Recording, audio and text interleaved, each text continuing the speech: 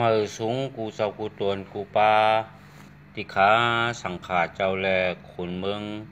กูจะกูปาปูเปิงเขาขากูติกูตั้งขยันปันพังสติปันแต่มันสังขาเจ้าเฮาในเมืองไทยปัดปื้น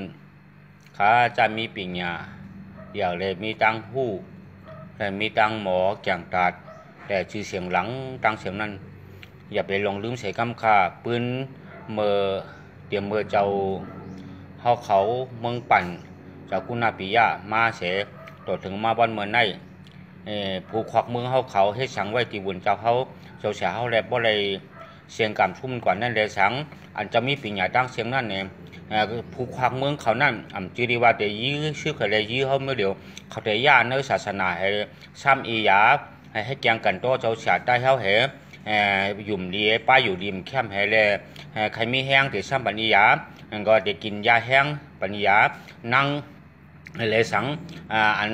เจ้าเสียห้องอยู่ดีกว่าห้องยาเขาเจ้านั่นเลยสังเนี่ยขย้อนปังสติหนึ่งกำหนึ่งว่า1 ปีในเจ้าเสียเขาอันมีจึงมีเสียงเป็นโหนั้นนั่นอันหลอนกว่าน้ำหนายาขย้าหมู่ว่ามือชิ้นในก็ยังมีแทงเจ้าเสียเสียนวียังหลอนกว่าแทงในเลยดีควบคุมเต้ๆเนี่ยเพราะฉะนั้นในเลยสติหนึ่งขาในขุนเมืองเขาเจ้ามาโดนในเขาเจ้าย่าเป็ดสังขาวเห็มกาย่าปลาบ่เจ้งเตเฮ็ดฉีดอีย่องอียาเฮ็ดเธอคนเมืองไตเฮาและอ่ำมีลูกหลานเช่นนั้นเลยอย่างให้เกียงเอาสมัญญาเอ็นยาเฮียงเช่นนั้นฮือแต่มันผู้คนใจผู้ยิงเฮาก็อยู่ในเมืองไทยกูก็นั่นก็ยุ่มดีกินหวานนั่นก็เขาเจ้าที่เอายาฉีดบันที่ก็เลยไล่กินที่นั่นเฮ็ดบันที่นั่นใครย้อนพังชัตตี้ใหญ่ๆนำขาขอความขาวตรงกลางลาดมันได้ปันชัตตี้1สังขาเขาเจ้า2นางยิงเขามี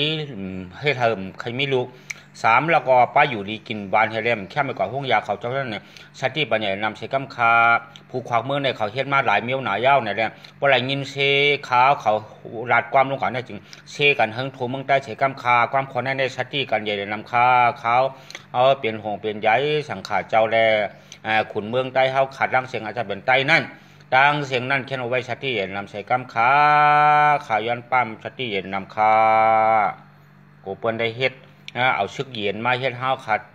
ลู่หายคอยตายอ่ำตันผู้มือนั่นใส่กำพังกันอย่างนำคา